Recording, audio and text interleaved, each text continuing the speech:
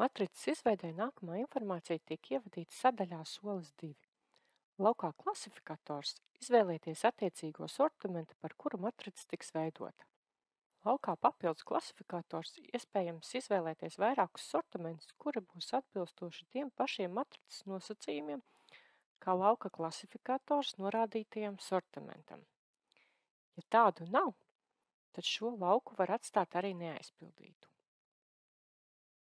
Laukā caurmērs ievadiet caurmēra grupu. Aizpildot šo lauku, jāņem vērā ievadīšanas forma. Starp ievadas vērtībām ir jāliek X zīme. Kad viena caurmēra grupa ievadīta, tad jānospiež taustiņš Enter. Pēc tam ir iespējams ievadīt nākamo caurmēra grupu. Ja vērtības pārklājas vai starp tām ir atstarpes, tiks atspoguļots kļūdas paziņojums. Un grupu ievadīt nebūs iespējams. Ja vēlaties izdzēst ievadīto grupu, nospiediet uz krustiņa atzīmes. Laukā nominālais garums ievadiet sortimentu nominālo garumu centimetros. Šajā laukā ir iespējams ievadīt vairākas vērtības. Laukā grupas solis norādiet caurmēra grupēšanas soļa garumu milimetros.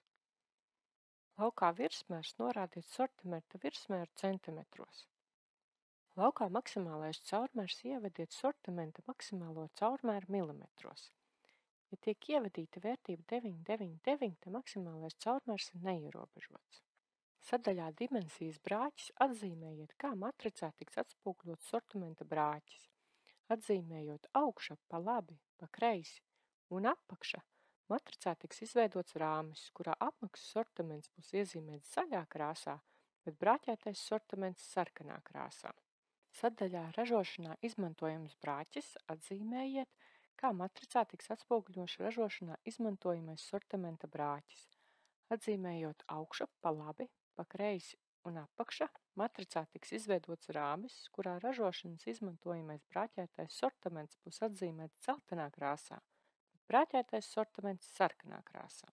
Ja nepieciešams, matricā ir iespējams norādīt sortimenta cenas, atzīmējot pazīmi iespējot cenu un ierakstot cenas vērtības laukos: noklusētā cena, kas ir sortimenta cena kvalitatīvajam produktam, dimensijas brāķa cena, kas ir sortimenta cena dimensijas brāķim, un ražošanā izmantojama brāķa cena, kas ir sortimenta cena ražošanā izmantojamam brāķim. Lai saglabātu ievadītos datus un izveidot matricu, nospiediet pogu Saglabāt. Ja vēlaties atcelt matricas datu ievadu, nospiediet pogu Atcelt. Kad dati ievadīti un saglabāti, tiek izveidota matrica. Nospiežot uz kādas no vērtībām, matricas dimensijas rāmī tiek atvērta matricas šūnu datu labošanas forma. Tajā ir iespējams atzīmēt, ka šī vērtība var būt apvienota. Tas nozīmē, ka šūnas vērtības garums tiek ņemts vērā kā iepriekšējās vērtības garums. Šī vērtība ir dimensijas brāķis vai ražošanā izmantojamais brāķis un norādīt brāķa veidu vai ievadīt cenu. Jūs varat mainīt vērtības matricas laukos minimālais un maksimālais tievgala diametrs, garums ar virsmēru,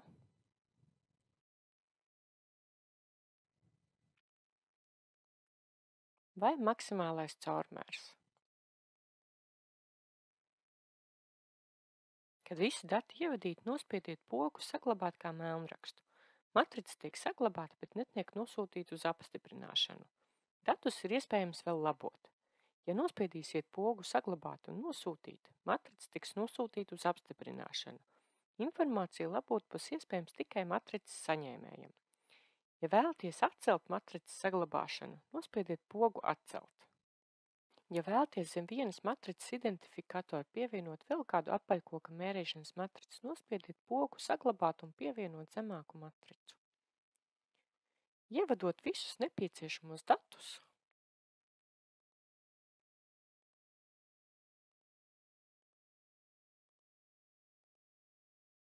nospiežot pogu Saglabāt, tiks izveidota vēl viena matrica zem jau esošās matricas identifikatora. Ja esat saglabājuši matricu kā melnrakstu un vēlaties to labot, nospiediet pogu Labošanas skats. Un matricas izklājlapā nospiediet pogu Labot. Ja veicat labojumus matricas ievadas laukos,